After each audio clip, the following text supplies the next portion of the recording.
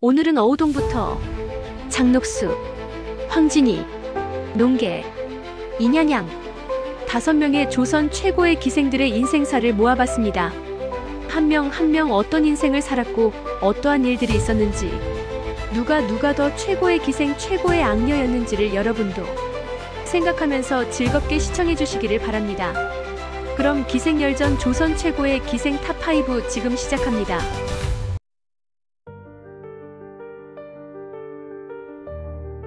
어우동은 조선 초기 성종시대의 여성으로 기생 출신이 아니라 양반가 출신이었지만 부도덕한 행실로 인해 처형된 인물이다. 1. 출생. 어우동의 본명은 박구마 명문가 출신으로 아버지는 승문원 지사를 지낸 박윤창이다. 2. 결혼. 그녀는 태종 이방원의 증손자인 태강수 이동과 혼인하여 정사품 해인의 자귀를 받게 된다. 어우동은 조선시대 왕의 친인척들을 기록한 족보 선언록에도 이름을 올리게 된다. 하지만 혼인 얼마 후 태강수 이동이 어우동을 쫓아내는 사건이 생긴다. 태강수 이동이 집에 들인 은쟁이와 어우동이 간통을 했다 하여 쫓겨난 것이다. 하지만 이는 태강수 이동의 거짓이었고 조선 왕조실록을 보면 태강수 이동이 기녀 연경비라는 여자를 매우 사랑하여 어우동을 버렸다고 나온다. 이는 당시 왕인 성종도 종부시에게 내용을 듣고 태강수 이동의 자귀를 뺏고 어우동과 다시 재결합을 하라고 명을 내린다. 종부시에서 당시 성종에게 아뢰기를 태강수 이동처럼 기생에게 빠져 아내를 버리는 일이 많아지면 사회적 문제가 될 수 있으니 이런 폐단의 근원을 막아야 합니다. 라고 고하였다. 당시 왕인 성종이 종부시의 의견을 듣고 태강수 이동의 잘못이 크다고 판단하여 이와 같은 판결을 내린 것으로 보여진다. 하지만 태강수 이동은 왕의 말을 듣지 않고 결국 어우동을 버리고 만다. 집에서 쫓겨난 어우동은 자유로운 방식으로 연애를 하게 된다. 3. 어우동이 만난 남자들. 쫓겨난 후 자유로운 생활을 하던 그녀는 여러 남성과 관계를 맺었는데 그 중에는 왕족과 양반 자제, 심지어 노비까지 포함되어 있었다. 4. 사건과 죽음.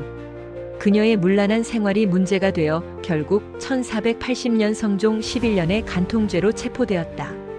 당시 태강수 이동에게 쫓겨났음에도 간통죄로 처벌을 받게 된 것은 당시에는 이혼이라는 것이 쉽지가 않아. 어우동은 이혼이 아닌 남편에게 쫓겨난 여인 혹은 가정이 파탄나서 쫓겨난 여인으로 이를 기처라 한다. 조선시대에는 여성이 간통하면 엄벌에 처해졌고 특히 그녀가 왕족과도 관계를 맺은 점이 문제가 되어 사형이 결정되었다. 결국 교수형으로 처형되었다. 5. 왜 죽음에 이르렀는가? 조선은 유교적 도덕을 중시하는 사회였으며 왕족과 양반 신분의 여성이 간통하는 것은 큰 죄였다. 어우동은 사회적 질서를 해친 죄목으로 처벌되었으며 특히 왕족과의 불륜이 문제되어 더 엄한 처벌을 받게 되었다. 어떠셨나요? 여러분 어우동에 대한 생각을 댓글로 남겨주세요.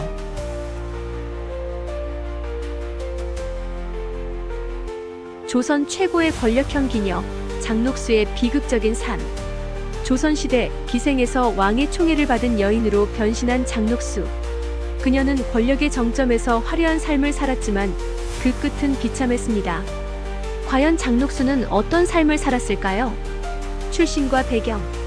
장녹수는 본래 평민 출신으로 어려서부터 기생이 되었습니다. 아름다운 외모와 뛰어난 가무 실력으로 유명했으며 연산군의 눈에 들게 됩니다. 연산군의 총애와 권력. 연산군은 그녀를 무척 아꼈고 장녹수는 왕의 사랑을 등에 업고 엄청난 권력을 휘둘렀습니다. 그녀는 많은 재물을 모았고 높은 벼슬을 받은 신하들조차 그녀에게 굽실거렸죠. 심지어 그녀의 친척들까지 권세를 누렸다고 해요. 타락과 몰락. 하지만 그녀의 권세는 오래가지 않았습니다.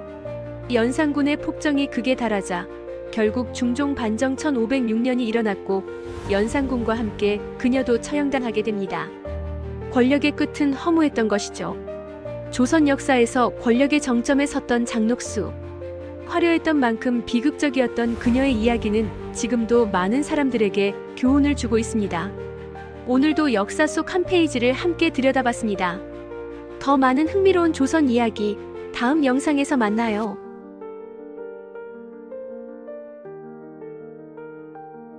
조선 최고의 기녀 황진이.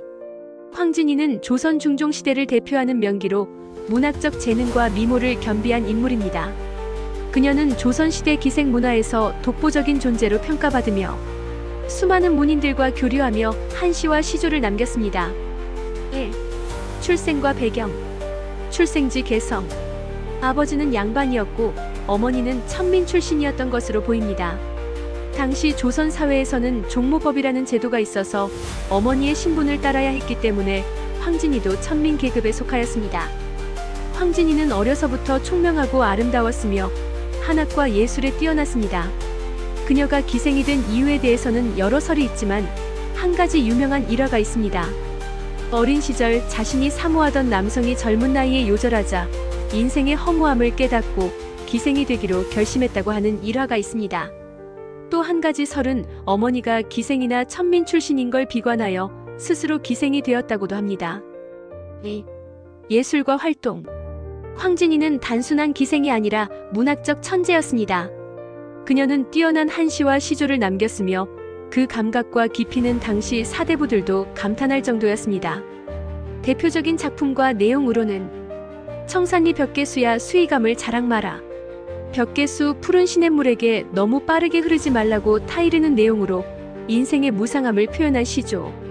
동짓달 기나긴 밤을 한 허리를 베어내어 연인을 그리워하는 애절한 감정을 담은 시조. 산은 옛산이로되 물은 옛물이 아니로다. 자연은 변하지 않지만 인간은 변한다는 철학적 사유를 담은 시조. 당대 문인들과 교류하면서도 황진이는 스스로의 독립적 사고를 유지했습니다. 그녀는 단순히 기생으로 남지 않고 지적 교류를 즐기며 학문적 깊이를 더했습니다. 3. 사건과 스캔들. 황진이는 많은 유명 인사들과 얽힌 이야기가 전해집니다. 서경덕과의 인연. 황진이는 당대의 대학자 서경덕과 교류하며 학문을 배웠습니다. 서경덕은 그녀의 총명함을 높이 평가했으며 황진이도 그를 존경했습니다. 그러나 스승과 제자의 관계를 넘어서는 관계였는지에 대해서는 명확한 기록이 없습니다. 소문난 기계. 황진이는 남성들을 단순히 유혹하는 기생이 아니라 뛰어난 지성과 기계를 가진 여성이었습니다. 어느 날 황진이가 한 사대부에게 당신이 나를 속이려 한다면 나 또한 당신을 속일 것이다 라는 말을 남긴 일화가 있습니다. 의는 그녀가 자신의 감정을 솔직하게 표현하면서도 자존심을 지킨다는 뜻이었습니다. 또한 과거 급제한 한 선비가 그녀를 찾아와 자만하는 태도를 보이자 황진이는 자신의 지식과 언변으로 그를 굴복시켰다고 전해집니다. 황진이의 죽음에 대한 기록은 명확하지 않으며 여러 설이 존재합니다. 병사설, 출가설, 요절설. 어떤 설이 진실이든 간에 황진이는 조선의 역사에서 가장 아름답고 총명했던 기생으로 남아 있습니다. 5. 황진이의 평가와 유산. 여성 지식인의 상징. 조선시대 여성들은 사회적 제약이 많았지만 황진이는 자신의 지적 능력을 끝까지 발휘한 인물. 문학적 영향. 그녀의 시조와 한시는 오늘날에도 명작으로 평가됨. 예술과 철학을 겸비한 인물. 단순한 미모를 넘어 깊은 철학과 예술적 감각을 지닌 여성. 황진이의 삶은 단순한 기생의 이야기가 아니라 자신의 운명을 스스로 개척한 여성의 이야기로 볼 수 있습니다. 황진이는 단순한 아름다운 여성이 아니라 당대 남성들과 어깨를 나란히 할 수 있을 정도의 지성인으로 인정받았습니다. 그녀는 기생이라는 신분의 한계를 뛰어넘어 조선의 문학과 예술에 큰 발자취를 남긴 인물입니다.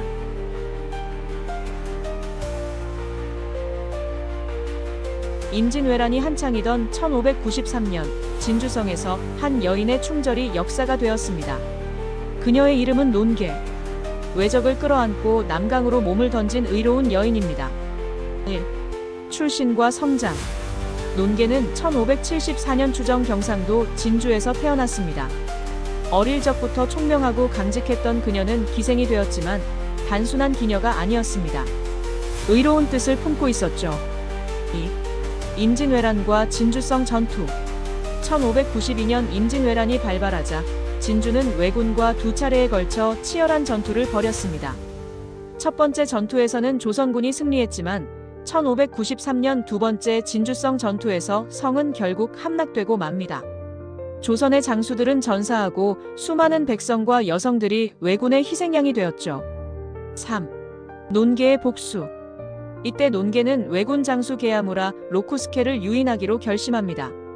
그녀는 충성을 맹세하는 듯하며 적장을 유혹했고 남강 절벽이 의암에서 그를 끌어안고 강물로 뛰어듭니다.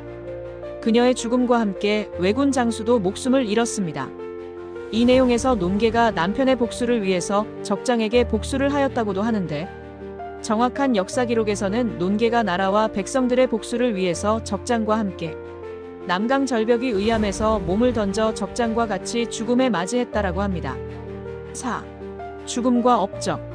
논개의 충절은 조선 백성들에게 깊은 감명을 주었고 후대에 그녀를 기리는 사당과 기념비가 세워졌습니다. 진주에는 그녀의 희생을 기리는 의암이 남아있으며 매년 논개제를 열어 그녀를 추모합니다. 나라를 위해 스스로를 희생한 논개. 그녀의 충절은 수백 년이 지난 지금도 우리 가슴속에 깊이 남아있습니다. 지금까지 충절의 여인, 논개의 이야기였습니다. 충절의 여인 논개는 나라를 위하고 백성을 위해 적장과 함께 몸을 던진 충절의 여인이며 본받아야 되는 인물인 것은 맞네요.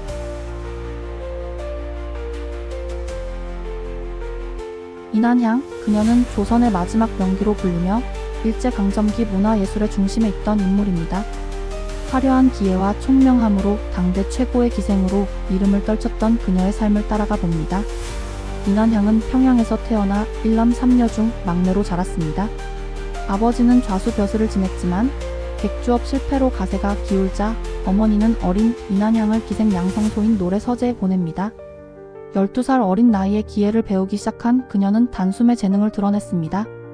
13세에 상격하여 기생으로 활동을 시작한 인한향은 다동기생조합에 소속되었으며 궁중진연에서 순종 황제 앞에서 춤을 추며 두각을 나타냈습니다.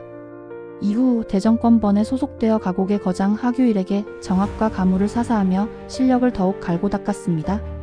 그녀는 정가인 가곡, 가사, 시조뿐만 아니라 서도 잡가까지 능숙하게 소화했으며 양금과 삼위센 연주에도 능했습니다. 또한 정제 48종무, 승무, 건무, 서양무도까지 섭렵하며 당대 최고의 예술가로 자리 잡았습니다. 하규일조차 그녀를 가장 빼어난 제자라 평했을 정도로 인한향은 모든 면에서 뛰어났습니다. 명성은 빠르게 퍼졌고 조선 최고의 기생으로 자리 잡으며 수많은 문인들과 예술가들이 그녀와 교류했습니다. 하지만 그녀는 인기의 정점에서 돌연 기생 생활을 접고 31세에 결혼을 선택합니다.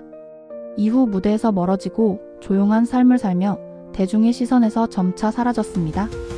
인한향은 1979년 생을 마감했습니다. 그녀의 삶은 일제강점기라는 어려운 시대 속에서도 예술을 꽃피운 한 여성의 이야기였습니다. 그녀의 열정과 재능은 오늘날까지도 많은 이들에게 영감을 주고 있습니다. 인한향, 조선의 마지막 명기, 그리고 시대를 초월한 예술가. 당신이 기억하는 인한향은 어떤 모습인가요? 그녀의 이야기는 지금도 계속됩니다. 어떠셨나요? 조선말 최고의 기생 인한향. 단순한 기생이 아닌 정말 많은 재능과 미모 예술가적 가치를 가진 그녀. 인한향이 좋았다면 구독과 좋아요 부탁드립니다.